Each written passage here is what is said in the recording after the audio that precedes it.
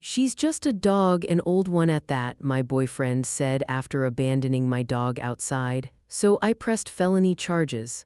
Now his true nature was revealed. It's amazing how one phone call can shatter your entire world. I'm 24, and until recently I thought I had it all figured out. A 4-year relationship with my boyfriend Andrew and my beloved dog Milo, who's been my constant companion for 12 years. Milo has been there through everything: my parents' divorce, my first heartbreak, my college struggles. She's more than just a pet, she's my family. Looking back, I should have seen the red flags with Andrew from the beginning. When I first introduced him to my family, his behavior towards Milo was oddly distant. He'd completely ignore her presence, walking past her as if she were a piece of furniture. This struck me as strange because he'd always claimed to be a dog lover. I'd seen him stop to pet random dogs on our walks, cooing and baby talking to them, but with Milo, nothing, not even a glance. The red flags kept appearing, subtle at first. When we'd watch movies at my place, he'd push Milo away if she tried to join us on the couch, saying he needed space. If Milo brought him her favorite toy, something she only did with people she trusted, he'd ignore her until she walked away, tail drooping. He'd complain about dog hair on his clothes, even though I vacuumed regularly and kept Milo well groomed. During dinner time, he'd get visibly annoyed if I prepared Milo's food before serving our meals. "It's just a dog," he'd mutter under his breath. When I'd take photos of Milo, he'd roll his eyes and make comments about how I was obsessed. He'd get irritated if I talked about Milo during our dates, saying I needed to focus on us. The situation got worse when Milo developed a tooth infection that caused her eye to swell shut. I was terrified, and since I didn't have a car, I asked Andrew to drive us to the vet. He agreed, but his attitude was cold. During the entire drive, he kept sighing heavily and checking his watch, as if taking my sick dog to the vet was a massive inconvenience. The vet prescribed a complex treatment plan: antibiotics twice daily, careful wound cleaning, and regular checkups. For weeks, I dedicated myself to Milo's recovery. I'd wake up early to give her medicine, clean her wound, and make sure she was comfortable. Andrew's response: he started complaining that I was neglecting our relationship. When I'd update him about Milo's progress, he'd cut me off mid-sentence, changing the subject to something else. If I mentioned having to cancel our dinner plans because Milo needed her medicine, he'd accuse me of using her as an excuse. Then came the vacation incident. Mom and I had planned a short trip to visit my grandparents, just a long weekend, nothing major. I'd already arranged everything with Alex, my best friend, to watch Milo. It made perfect sense. Alex and Milo had this amazing bond, and she'd watched her several times before. Milo would practically bounce with excitement whenever Alex came over. But when I mentioned the arrangements to Andrew, his whole demeanor changed. "Why didn't you ask me first?" he demanded, looking hurt. "I'm your boyfriend, shouldn't I be the one taking care of Milo?" I tried to explain gently. "Look, you've never seemed that interested in spending time with Milo. I didn't want to burden you with it. Alex already knows her routine, and I can take care of a dog for a few days," he cut me off, sounding offended. "Come on, it'll give me a chance to bond with her. Don't you want that?" When I hesitated, he got increasingly agitated. "This is exactly what I mean. You don't trust me with anything important to you. How are we supposed to build a future if you won't even let me dog sit?"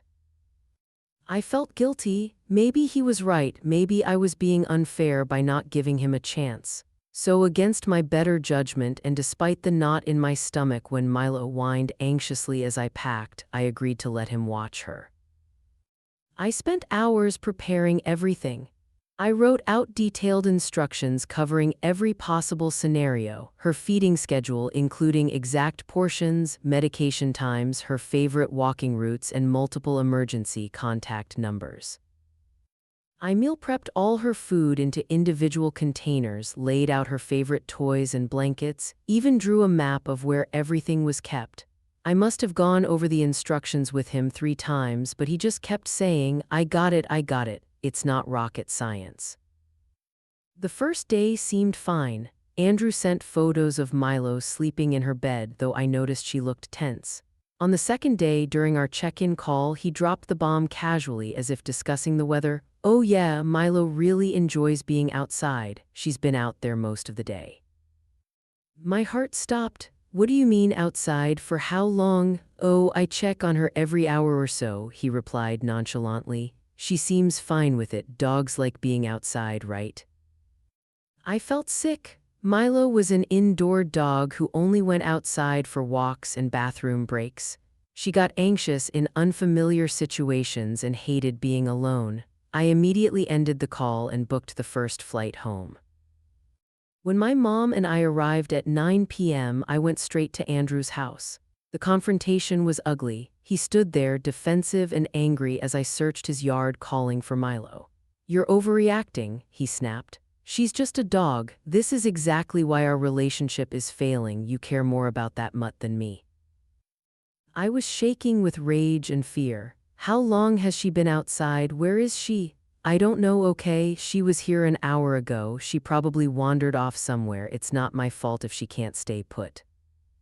That's when everything became crystal clear. All those times he'd claimed to love dogs, all those moments of forced tolerance, it was all an act. He'd never cared about Milo.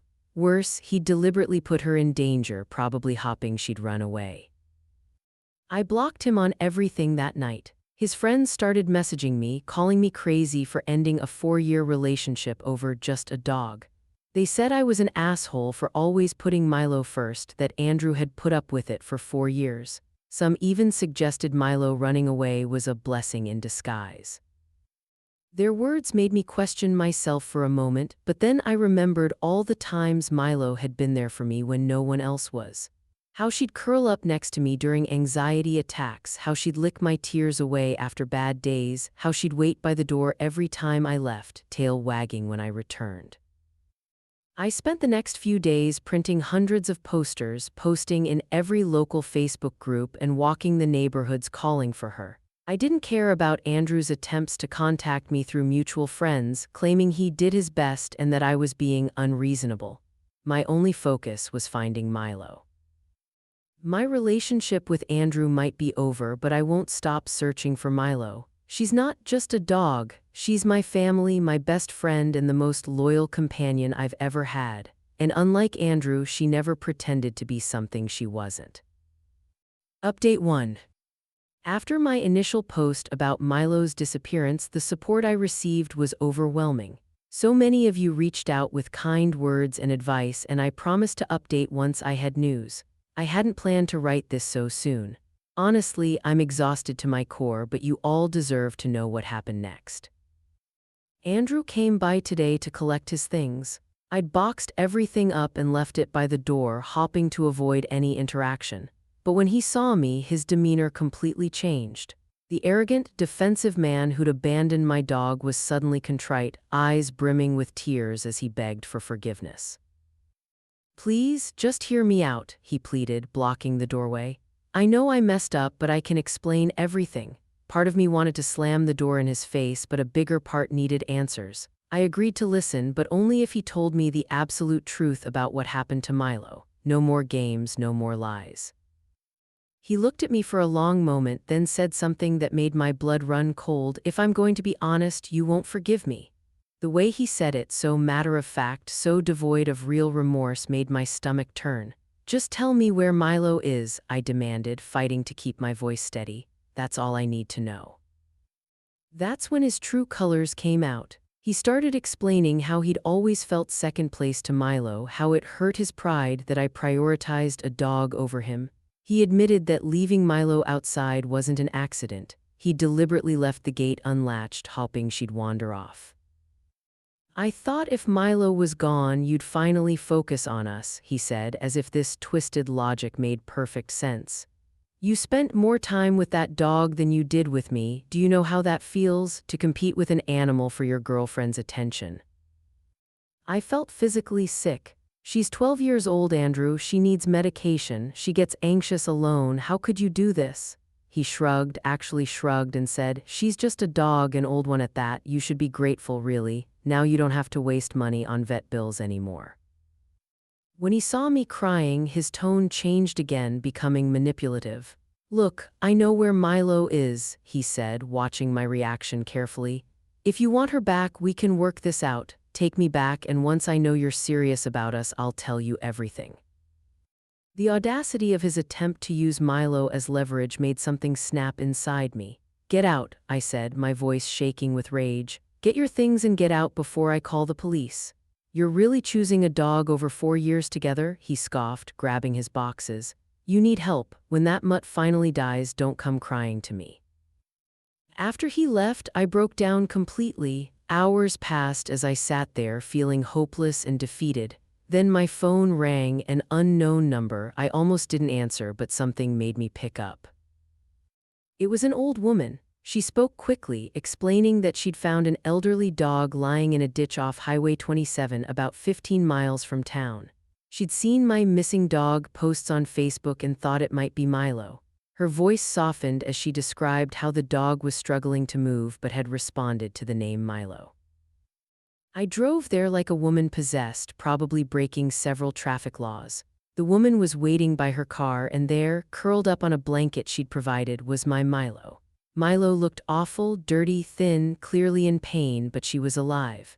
When she heard my voice, her tail gave the weakest wag, and I completely lost it. The old woman helped me get Milo into my car and followed us to the emergency vet. The examination revealed the extent of what Milo had endured: 2 broken ribs, severe dehydration, infected paw pads from walking on hot pavement, and various cuts and bruises. The vet said she must have been wandering for days, probably disoriented and in pain. They kept her overnight for observation and to start treatment. I couldn't bear to leave her, so I slept in my car in the vet's parking lot. The next morning, they let me sit with her while she received IV fluids. She was still weak, but she managed to rest her head on my lap, and I felt whole again for the first time in days.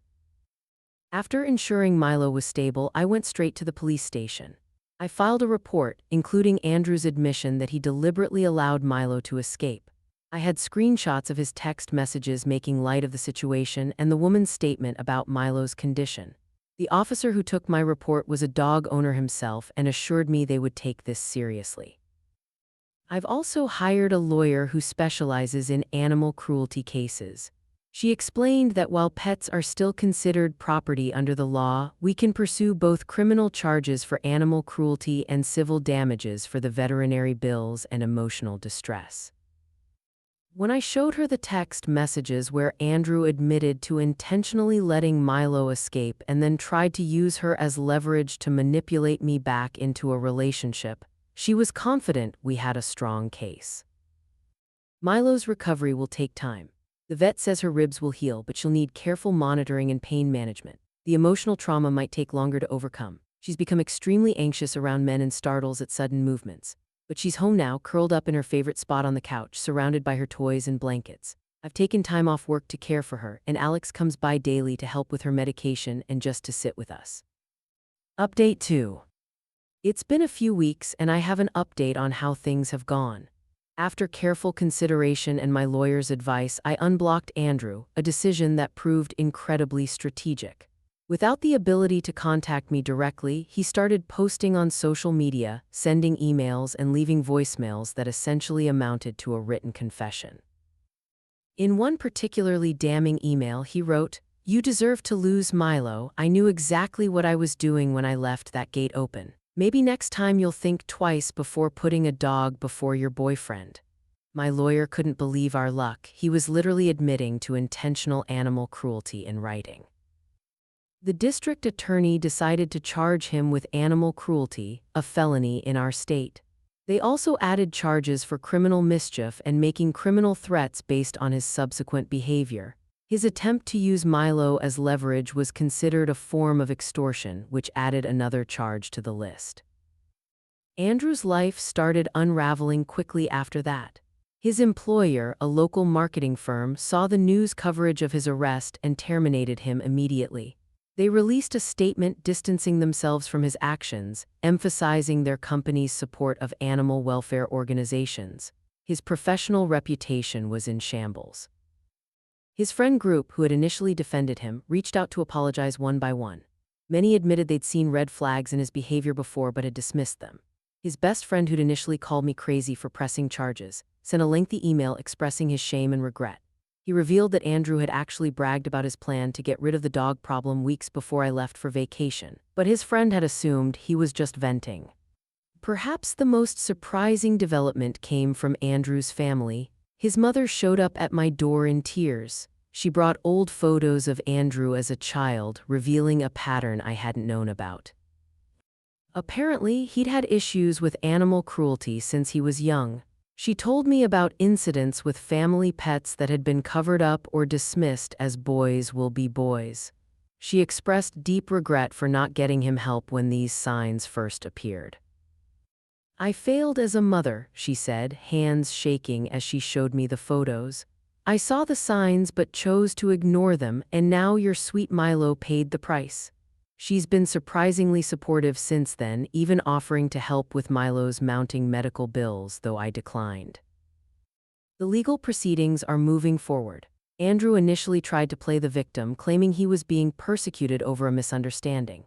But his lawyer, after seeing the evidence, advised him to consider a plea deal. The prosecutor is pushing for actual jail time, not just probation, given the premeditated nature of his actions and his subsequent attempts at extortion. We've also been granted a protection order. The judge was particularly moved by the evidence showing Andrew's escalating behavior, from animal cruelty to attempted extortion to harassment. The order requires him to stay at least 500 feet away from both me and Milo, and prohibits any form of contact, direct or indirect. Meanwhile, Milo's recovery has been a journey of both healing and heartbreak. The physical wounds are healing well, her ribs are mending and the infections have cleared up. But the emotional scars run deeper. She startles at sudden movements and shows visible distress around men, particularly those with builds similar to Andrew's. The vet recommended an animal behaviorist who specializes in trauma cases. We've learned that Milo's left side sensitivity isn't just physical. It's likely where she was struck or injured during her ordeal. The behaviorist has been amazing, teaching us exercises to help rebuild Milo's confidence and trust. We're taking it day by day, celebrating small victories like Milo feeling secure enough to sleep deeply or showing interest in her old toys. Update 3.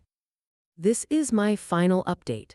Watching Milo recover has been both heartbreaking and inspiring. Every day brings small victories and painful reminders of what she endured. She's still incredibly sensitive about being touched on her left side. Even when I'm just brushing her or checking her injuries, she'll flinch away. The vet initially thought it was just because of her broken ribs, but during her examination, they found something far more disturbing: 3 distinct circular burns that could only have come from cigarettes.